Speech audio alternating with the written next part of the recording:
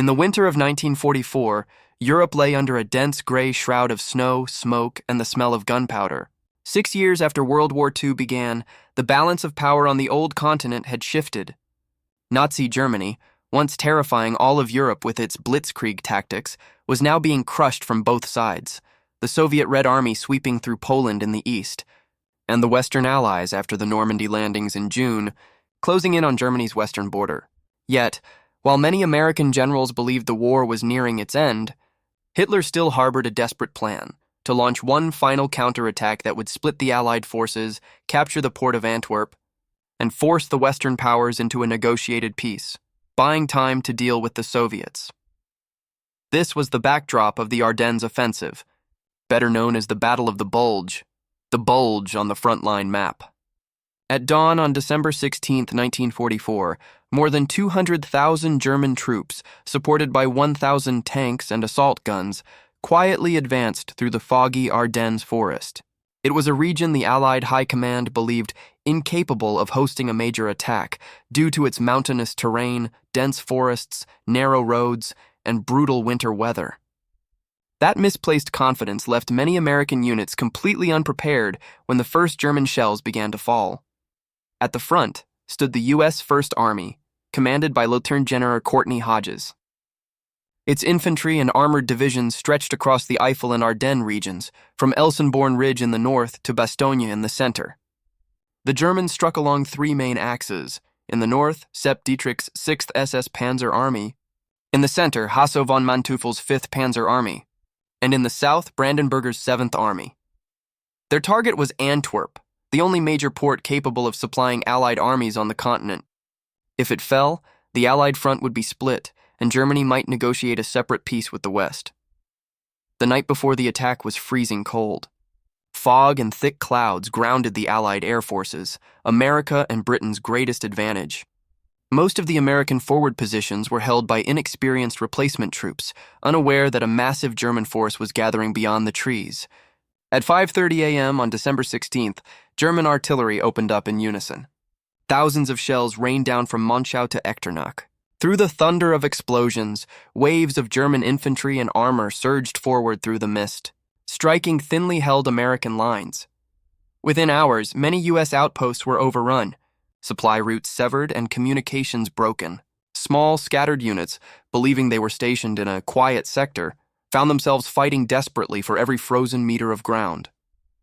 Several platoons were surrounded and forced to hold out in the snow. At Bastogne, the newly arrived 101st Airborne Division dug in for a grim siege, encircled by 2 German armies. Meanwhile, to the north, Elsenborn Ridge became the critical anchor preventing the Allied right flank from collapsing. It was at Elsenborn that American artillery, concentrated more densely than anywhere else in Europe, proved decisive. Hundreds of 105 mm, 155 mm, and 8-inch guns were positioned along the ridge, coordinated with forward observers and radar counter-battery systems, SCR 584. Each time the Wehrmacht attacked, the hills shook under the American barrage. Yet the German assaults were relentless.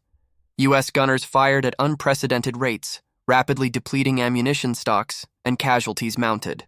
Many gun positions were destroyed and telephone lines cut, making target coordination increasingly difficult.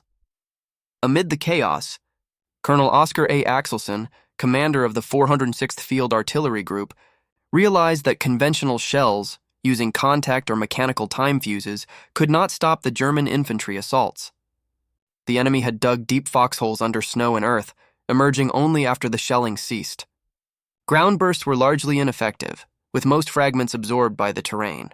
Axelson knew that only airburst shells detonating overhead and showering fragments downward could effectively destroy the advancing troops. The problem was that the only fuse capable of precise air detonation, the radio proximity fuse, VT fuse, was banned from land use. The reason was simple: it was top-secret technology. If an unexploded round fell into German hands, they could study and copy it, negating the Allies' strategic advantage in anti-aircraft warfare. Since mid-1943, the VT fuse had been reserved exclusively for naval and anti-aircraft guns, particularly against V-1 rockets and kamikaze planes, but the Ardennes situation had gone far beyond the ordinary. In later reports, Axelson admitted he was forced to choose between technical secrecy and human lives. On December 16th, as German artillery pounded Elsenborn and forward units were cut off, Axelson ordered several of his batteries to fire VT-fused shells on land, a bold decision that could have led to court-martial if it failed. The results were immediate and devastating. Instead of detonating on impact, the shells exploded about 9 meters above the ground, unleashing a storm of shrapnel from above. After-action reports described German infantry positions being annihilated within minutes, with many soldiers killed even inside their foxholes, something rarely achieved with conventional shells. Survivors recalled the sky exploding and metal fragments falling like a snowstorm. Word of the mysterious airburst artillery spread quickly, demoralizing German troops. Meanwhile, technical intelligence officers back at headquarters worried that the VT fuse's use might compromise its secrecy. But on the Ardennes battlefield, theory had to yield to survival. The German offensive was ground down step by step at Elsenborn Ridge, thanks largely to the overwhelming artillery fire and the lethal precision of the VT fuse. When the snow finally melted in January 1945, the Ardennes offensive ended in disaster for the Wehrmacht. Over 100,000 casualties, thousands of tanks and guns lost, while the Allies held their lines. This marked the first time in modern artillery history that electronic technology had been integrated into a live combat fuse, ushering in the era of smart weapons. It also underscored a central truth of modern warfare. Victory belongs not only to those strongest on the battlefield, but to those who can turn science and industry into real combat power. By late December 1944, as the weather cleared and Allied aircraft returned to the skies to obliterate German convoys, General Eisenhower sent a report to the U.S. War Department stating, "The combination of infantry courage, artillery power, and the technology of the VT fuse saved America from disaster in the Ardennes." His words were more than praise. They were an acknowledgement that, amid Europe's brutal winter, a small electronic device inside an artillery shell had changed the course of an entire campaign. The VT proximity fuse was not a simple device. Essentially, it was a miniature radar station, a self-contained power source, and a firing mechanism, all compressed into a metal shell no larger in diameter than the tip of an artillery projectile. Structurally, a typical World War II-era VT fuse comprised the following main parts: the nose and detonator assembly containing the explosive and primer, an electronics compartment housing vacuum tubes, coils, and capacitors, a power generation mechanism, usually a small generator driven by airflow or a rotating vane, an arming safety mechanism, which kept the device inert before it left the barrel, and mechanical electrical contacts to transfer the firing pulse from the circuit to the detonator.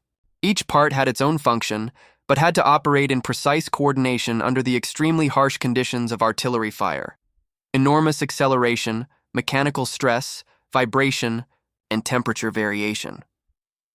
The operating principle can be described as a time sequence beginning the moment the shell leaves the muzzle and ending at detonation. When the gun fires, the projectile experiences an instantaneous, extremely high acceleration, often up to tens of thousands of G. The fuse's design had to ensure that all electronic components survived this shock, so the vacuum tubes, capacitors, coils, and mounts were manufactured, reinforced, and assembled using special hardened techniques. While still in the barrel and immediately after leaving it, the safety mechanisms kept the circuit inert. Mechanical contacts were clamped. The generator had not yet reached operating speed, and safety leads were not fully connected to the detonator. These features prevented the shell from detonating in the gun or on the range before firing. Immediately after the projectile left the barrel, two mechanical events occurred in sequence to bring the fuse to an armed state. First, a small arming vane, protected during the moment of acceleration, was exposed to the airstream and began to spin. This rotation drove a tiny generator that charged the firing capacitors and supplied power to the circuit. Second, a simple inertia-driven setback mechanism displaced a safety pin to close the electrical path. When both conditions, safety pin withdrawn and generator producing power weights, were met, the radio detection circuit was energized and began operating. This design kept the fuse completely inert during storage and handling, and only ready when the shell was airborne on its trajectory. The radio circuit at the heart of the VT fuse was essentially a simple transmitter-receiver operating at high frequencies historically. Many designs operated in the hundreds of megahertz. The transmitter emitted pulses or short carrier bursts, while the receiver listened for returned echoes. When the shell flew over terrain or above a target with characteristic reflectivity, ground, trees, personnel, vehicles, the emitted waves reflected back and produced a measurable change in the received signal, in amplitude, phase, or time of flight. Signal processing circuitry compared the background signal with the returned echo. When the returned signal exceeded a preset threshold corresponding to a specific range from the target, i.e., when the shell was at the optimal height above ground to detonate effectively, typically a few to several tens of meters, the circuit sent a pulse to the firing mechanism. Early VT firing mechanisms used vacuum tube electronics. The controller's output could trigger a thyrotron, a gas-filled switch tube, to discharge through a coil, heat a primer, or dump a capacitor into the ignition train. Because these components had to survive extreme acceleration, the vacuum tubes were built very differently from commercial types of the era. Smaller, with ruggedized pins, reinforced envelopes, and strengthened internal structures. Typical circuitry included a triode or pentode oscillator transmitter tube, an amplifier tube for the received signal, a thyrotron as the firing switch, and sometimes a diode for rectification. The coordination among these tubes produced a compact brain, sensitive enough to detect echoes yet robust enough not to be triggered by wind or excessive vibration. A major technical challenge was power. The fuse needed a reliable energy source after firing, but could not rely on bulky chemical batteries. The widely adopted solution was a small rotor-driven generator, a miniature module that deployed a vane into the airstream, causing the rotor to spin and produce a small current that charged the operating capacitors for the circuit. Thus, in storage and on the launcher, the electronics were completely inert. Only when the shell encountered sufficient relative airflow in flight did the circuit gain power. Some designs incorporated redundancy. If the electronic system failed, a mechanical or timed fuse would detonate on impact, preventing unexploded ordnance from returning to the battlefield still armed. Interference rejection and prevention of false triggers were addressed by multiple measures. Frequency filtering, thresholding to avoid detonation from ricochets or falling snow, and simple logic requiring a stable reflected signal across several cycles before permitting firing. This was especially important in ground combat, where many irregular reflective surfaces, forest canopy, shell craters, structures, water, could produce spurious echoes. The circuit had to distinguish between a useful ground reflection at effective height and scattered noise. In terms of size and component count, each fuse was an assembly of hundreds of delicate parts: coils, capacitors, resistors, small vacuum tubes, contacts, insulators, and a protective casing. Achieving battlefield reliability required precision machining of these parts, cleanroom assembly, and testing under simulated shock and vibration.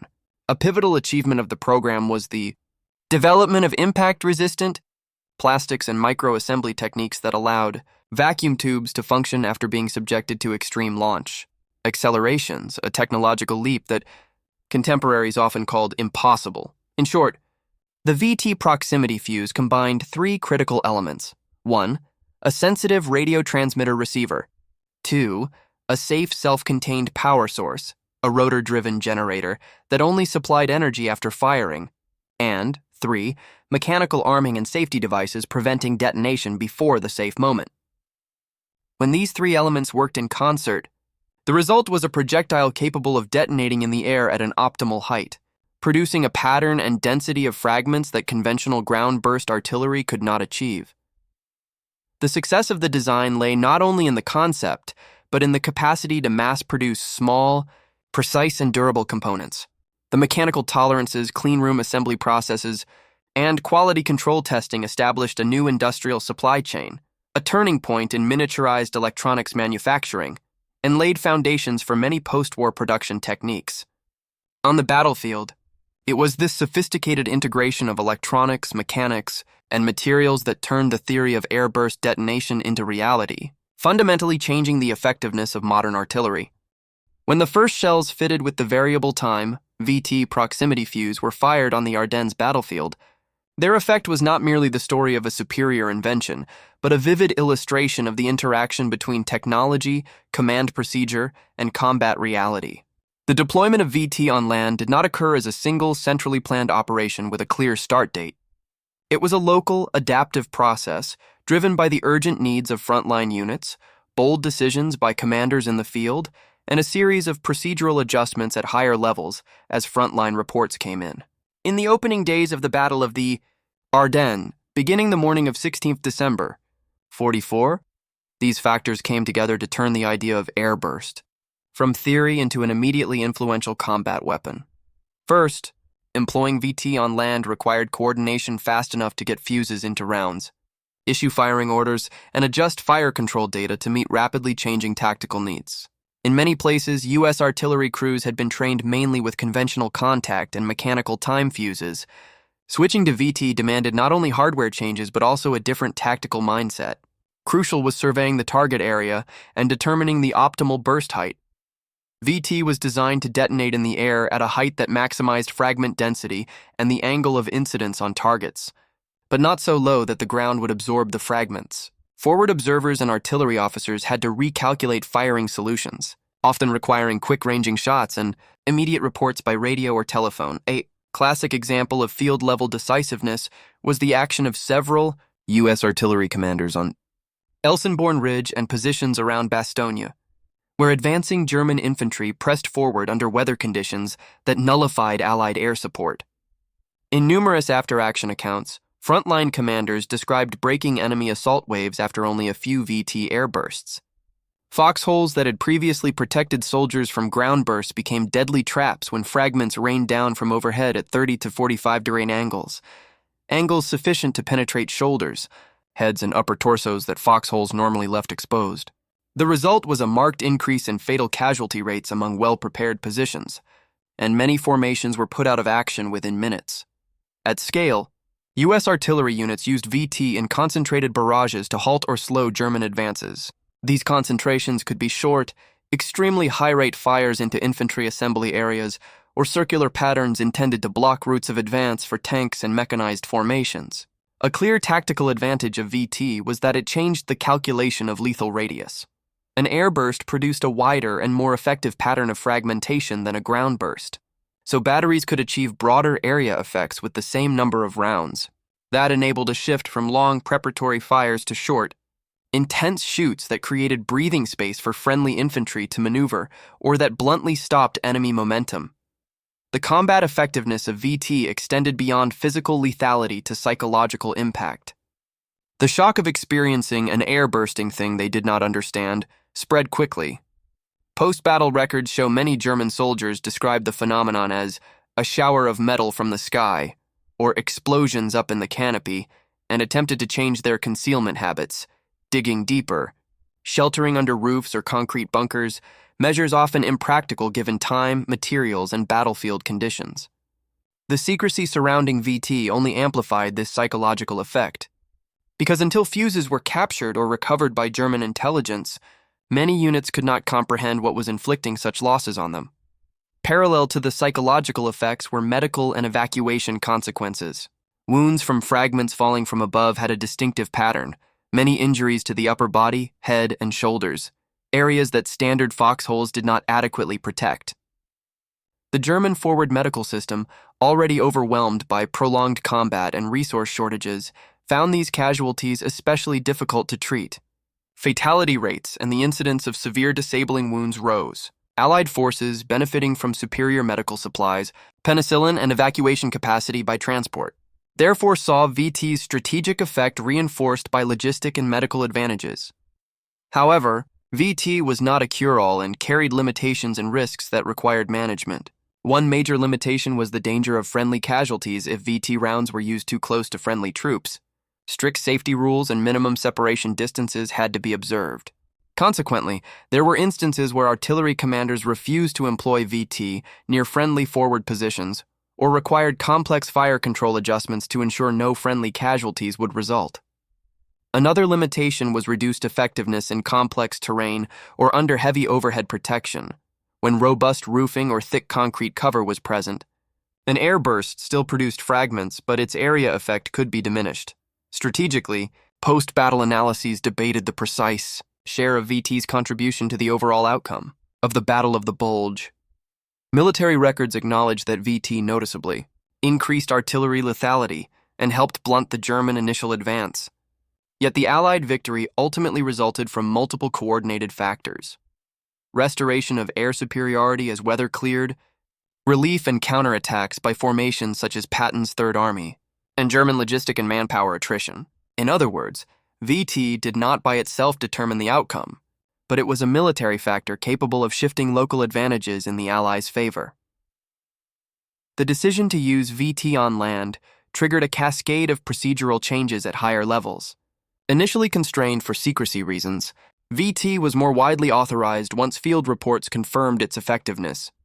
In some records, formal permission and lifting of restrictions came days after successful field employment in the Ardennes. Simultaneously, VT deployment generated an urgent logistical need. Ammunition depots had to forward large quantities of proximity fuses to frontline firing units quickly. In the longer term, the Ardennes' experience with VT left clear lessons for tactics and training. 1. Artillery must be prepared to adopt airburst solutions when the enemy is sheltering in foxholes and covered terrain. 2. Communications and coordination among forward observers, fire direction centers, and individual batteries must be extremely responsive to avoid targeting errors. And 3. The psychological dimension of new weapons can magnify destructive effects if integrated with appropriate information and tactical measures. In sum, the deployment of VT during the Ardennes campaign demonstrated how a new technology, when adapted rapidly to battlefield needs and backed by bold local command decisions, can change the character of fighting within hours. The lethality, rapid dissemination, and psychological effects of the VT proximity fuse helped blunt the German attack, stabilize Allied defenses, and ultimately contributed to reversing the situation in the winter of 1944-1945. The emergence and field deployment of the VT, variable time proximity fuse, not only delivered an immediate advantage on the Ardennes battlefield, but also left deep and lasting effects on technology, production methods, and military strategic thinking. At its core, VT exemplified how a scientific breakthrough, integrating a miniature radio transmitter receiver, autonomous power source, and safety mechanism within a compact space, when coupled with vast industrial capacity, could transform combat effectiveness at the campaign level. Its impact unfolded across 3 tightly linked dimensions: 1. Weapon design and tactical thinking; 2. Industrial organization and production engineering; and 3. Strategic consequences, both direct and indirect, for the course of the war and the post-war era. In terms of weapon design and tactical thought, VT altered perceptions of how much intelligence ammunition could possess. Before VT, explosives and fragments determined lethality. Now, embedding a sensor and signal processing unit into a projectile introduced an early form of smart munition, albeit primitive by modern standards. The immediate result was that artillery was no longer constrained to contact or mechanical time detonation. Guns could now produce optimally timed airbursts that blanketed enemy positions with fragments. Defensive tactics, foxholes, trenches, and dugouts lost much of their protective value when faced with airbursting shells, forcing both sides to rethink troop deployment, training, and fortification design. Moreover, VT's psychological effect was profound. A weapon whose mechanism was not understood by the enemy could generate confusion and panic, leading to poor defensive choices, an advantage exploitable by adaptive commanders. In production capability, the VT program was a quintessential case of industrial warfare, in which the state, research institutions, and private industry collaborated on a vast and secret scale. Transforming a delicate laboratory design into a mass-produced weapon required converging multiple factors: pure raw materials, precision tooling, clean room assembly for tiny components, and rigorous quality control systems. Dozens of civilian factories, from electronics shops to film plants and machine workshops, were converted to manufacture VT components. The workforce expanded dramatically, with a high proportion of women trained for repetitive precision tasks in clean environments. The acceptance of high rejection rates, discarding defective units rather than trying to salvage them, was a viable strategy only because American industry could sustain enormous production volumes. Rather than conserving every component, the United States could afford wastage to preserve throughput. This experience forged new standards for quality assurance, impact-resistant materials, and micro-assembly techniques that later fed directly into the post-war electronics and semiconductor industries. At the strategic level, VT had two types of effects: immediate battlefield impact and enduring influence on perceptions of military capability. Tactically, it increased artillery lethality and efficiency, enabling short, high-yield fire missions in place of protracted bombardments that consumed time and ammunition. This helped Allied forces maintain offensive tempo and minimize exposure to counterattack. Beyond the ground war, VT's success in both land and anti-aircraft applications added strategic flexibility. The same technology could defend ships from kamikaze attacks, reduce V-1 missile strikes along Britain's coast, and shatter infantry assaults in Europe. Strategically, VT signaled to adversaries that miniaturized electronics and mass production could alter the balance of power, a deterrent message. Combining technological and industrial implications, VT's impact also triggered industrial and scientific reactions from the enemy, though with limited results. Germany attempted to research and replicate proximity fuse designs, but shortages of critical materials, precision tooling, and skilled labor made it impossible to reach equivalent production capability during wartime. The lesson was clear: mastering the theory was not enough without controlling the supply chain and manufacturing base. After the war, nations seeking similar technologies had to invest heavily in industrial infrastructure and technical education, an approach many great powers adopted during the Cold War. A significant long-term outcome was the technical and organizational legacy of the VT program, which helped lay the groundwork for miniaturized electronics and mass production in the post-war economy. Clean room assembly methods, micro-quality inspection, and advanced supply chain management became integral to civilian industry. Many engineers and workers trained under the VT program later transitioned into emerging civilian fields, such as computing, semiconductors, and medical devices. Numerous firms that had built VT components repurposed their infrastructure and expertise for peacetime manufacturing. Fueling the post-war industrial boom, VT also prompted military planners to reconsider the balance between technological secrecy and battlefield utility. The initial decision to restrict VT to anti-aircraft use, to prevent its capture, was reasonable from a security standpoint. Yet when battlefield survival was at stake, strict secrecy sometimes conflicted with operational effectiveness. The Ardennes experience demonstrated the need for flexible policy mechanisms among research, military, and governmental levels to weigh the risks of revealing technology against the potential to save lives and alter the course of a campaign. This lesson remains relevant today. Effective military technology management requires adaptability and the willingness to relax restrictions when strategic necessity demands it. Ethically and politically, VT's advent raised enduring questions. Does increasing the efficiency of killing alter the moral framework of warfare? Many historians argue that technologies like VT, which magnify lethality, transform war by eroding traditional forms of protection, terrain, simple structures, that soldiers once relied upon. Others contend that if such technologies shorten wars and reduce overall casualties in the long term, their use may still be justified within the logic of warfare. These ethical debates, balancing military effectiveness, humanitarian cost, and political responsibility, continue to surface whenever new weapons emerge. In summary, VT's impact extended far beyond its immediate tactical success in the Ardennes.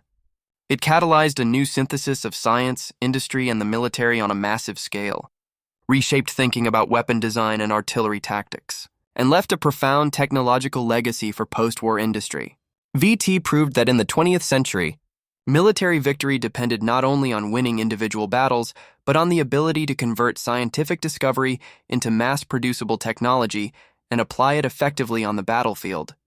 The proximity fuse, VT fuse, was not merely an effective weapon in a specific campaign. It left a multidimensional legacy, both technical and human, whose influence extended well beyond the war, shaping how nations later integrated science into warfare and civilian industry. Its legacy can be analyzed along several interlinked axes. 1. Direct technological impact on military and civilian sectors. 2. Shifts in strategic thinking and military training. 3. Political, industrial, and social consequences. And 4. Ethical, legal, and intellectual questions for the future.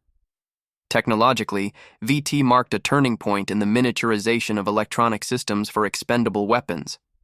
The technical innovations required by the VT program, rugged miniature vacuum tubes, controlled environment assembly, the forerunner of the clean room, extremely tight mechanical tolerances, and industrial-scale quality control became foundations for many post-war industries. Engineers, factory managers, and tens of thousands of workers, many of them women entering such technically demanding environments for the first time, carried this experience into civilian sectors. Electronic instruments, medical devices, early computers, and eventually semiconductors. In other words, the VT program helped catalyze the microcircuit revolution in manufacturing methodology, even though the technology itself would evolve far beyond it in later decades. In military terms, VT opened a new path in both technology and doctrine. Munitions that could think a little, through simple sensors and autonomous behavior, were the ancestors of later complex fuse, multi-mode, programmable, and eventually precision-guided systems. The tactical implications were clear. Artillery effectiveness no longer depended solely on volume of fire, but on type of shell and detonation mode. The concept of the airburst became a standard tactical tool, programming detonation altitude to attack infantry, strip away cover, or create lethal corridors ahead of advancing troops. Post-war artillery schools and training programs adjusted curricula to include complex fuse use, altitude calculation, and tighter coordination between forward observers, artillery units, medical teams, and logistics. Strategically and industrially, VT illustrated the importance of the innovation chain, from scientific idea to laboratory to factory to the front line. Wartime America demonstrated a model of military-industrial research coordination that many nations would later try to emulate. Concentrated resources, information security, and production aligned with strategic needs. The mass mobilization of civilian industrial facilities for the VT program, combined with the policy of accepting high rejection rates to sustain output, became a case study in how an economy could optimize production of sophisticated weapons under wartime conditions. Adversaries needed not only theoretical knowledge, but also access to resources, precision machinery, and organized labor capable of producing millions of units, a barrier Germany could not overcome in the final stages of the war. A less obvious but geopolitically significant consequence was VT's impact on faith in science and technology as pillars of national security. The program's success reinforced the belief that prioritizing scientific research, maintaining complex supply chains, and investing in precision manufacturing were decisive for superiority in modern conflict.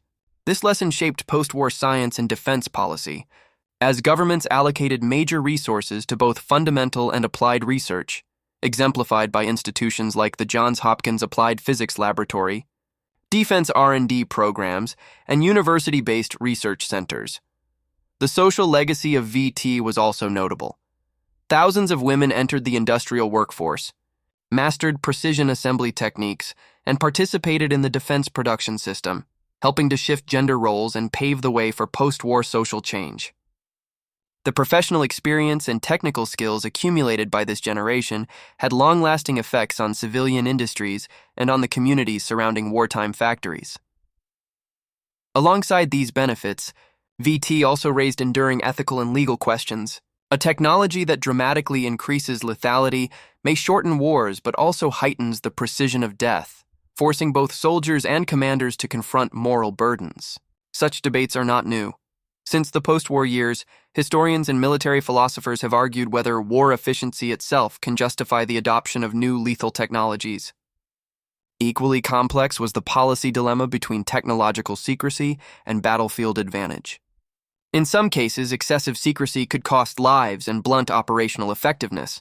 In others, premature disclosure might forfeit strategic superiority. This balance remains instructive for modern policymakers deciding on technology export limits, alliance sharing, or deployment of new weapons.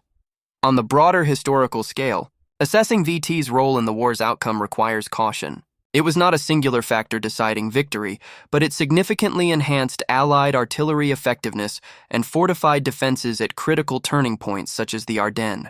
Many historians classify VT among the key technological breakthroughs of World War II, alongside radar and the atomic bomb. Though its precise ranking depends on criteria: technical, strategic, humanitarian, or long-term impact. Still, one fact is clear: VT changed the infantryman's experience of war. The foxhole, the soldier's classic form of protection for centuries, lost much of its value in the face of electronically controlled airbursts. Ultimately, VT's legacy is a reminder of the continuous nature of military innovation. New technologies arise from immediate need, are refined in laboratories, tested on battlefields, and then become the foundation for the next generation. From VT to programmable fuses to precision-guided munitions, a continuous thread of engineering and doctrine has evolved, each stage bringing both military benefits and unresolved ethical questions. In retrospect, VT stands as a symbol, not merely of a wartime triumph, but of a profound transformation linking science, production, and warfare in the 20th century, a tradition of innovation that the post-war world would continue in both peace and conflict.